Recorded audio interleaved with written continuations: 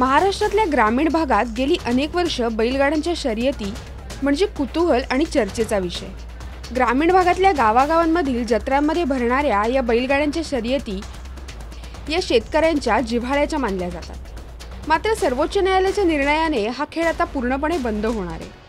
आपल्या निर्णयात सर्वोच्च न्यायालयाने बैल हा मुळात पळणारा प्राणीच नाही, त्याचं शरीर, त्याची शरीर रचना तशी नाही असं असताना बैलांना उत्तेजित करून त्यांच्यावर अत्याचार करून त्यांना चापकाने मारून खेळानं टोचून पळवणं हा क्रूरपणा असून या शर्यती बंद व्हायला हव्यात असं म्हटलंय।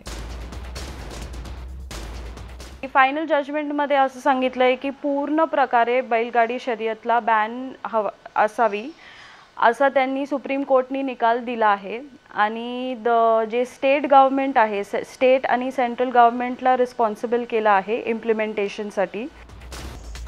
सर्वोच्च न्यायालयात शेतकऱ्यांच्या वतीनं हा लढा लढला गेला होता। महाराष्ट्रातून खासदार शिवाजीराव आढळराव पाटील हेही या याचिकेच्या विरोधात शेतकऱ्यांच्या बाजूने लढत होते। या बैलांना शेतीच्या कुठल्याही कामासाठी वापरलं जात नाही, केवळ शर्यतींसाठीच त्यांना पोसलं जातं।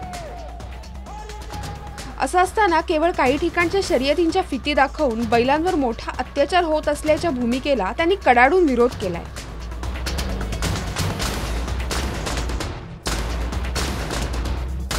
या बैलांना लहानपणापासून त्यांना जी सवय लावतो, खाणं पिणं जे सकाळच्या पारी एका बैलाला नाही म्हणलं तर 100-100 ग्रॅम डाळ असतो, 2-2 अंडे असतात, गव्हाच्या पिठाचे उंडे असतात, परत चुनी, मका भरडा हे सगळं खाद्य दिलं जातं। नंतर कडब्याची कुट्टी दिली जाते।